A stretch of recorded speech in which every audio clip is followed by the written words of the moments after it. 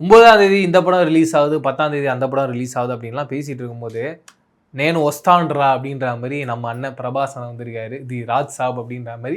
எனக்கெல்லாம் எந்த பிரச்சனையும் இல்லை. எப்படி வந்த பார்த்தியா அப்படின்ற மாதிரி. அங்கே தெலுங்கு ஃபேன்ஸ்லாம் பயங்கர ஜாலியாக இருக்காங்க. நானும் ரீசெண்டாக படம் பார்த்தேன்.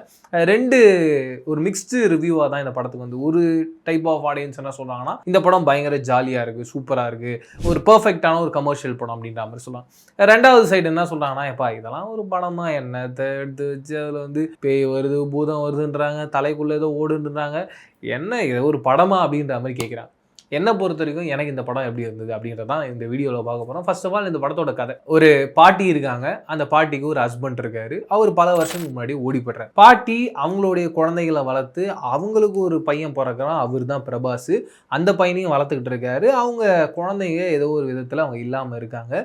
பாட்டி வந்து நம்ம பிரபாஸை ரொம்ப அழகாக வளர்த்து கொண்டு போயிட்டு இருக்காங்க. இப்படி இருக்கும் பட்சத்தில் பிரபாஸ் கிட்ட தொடர்ந்து பாட்டி சொல்கிற விஷயம் என்னன்னா, எப்படியாவது தாத்தாவை நான் பார்த்துடணும், தாத்தாவை எப்படியாவது கண்டுபிடிச்சிடணும் அப்படின்னு நினச்சிக்கிட்டு இருக்கான். ஒரு நாள் பிரபாஸோடைய ஃப்ரெண்டு அவருடைய ப்ரீ வெட்டிங் ஃபோட்டோவை பார்க்கும்போது அங்கே தாத்தா மாதிரியே இருக்காருன்னு சொல்லிட்டு பாட்டிக்கிட்ட காட்டுறாரு. தாத்தா தான். அப்போ தாத்தா இந்த ஊரில் தான் இருக்காரு. தம்பி பிரபாஸே, நீ ஓடி போய் தாத்தாவை கண்டுபிடிச்சி கூட்டிகிட்டு வர, நம்ம 60ஆம் கல்யாணம் பண்ணுவோம். 60ஆம் கல்யாணம் இல்லை, நான் சும்மா ஒரு ஜாலிக்கு சொல்கிறேன்.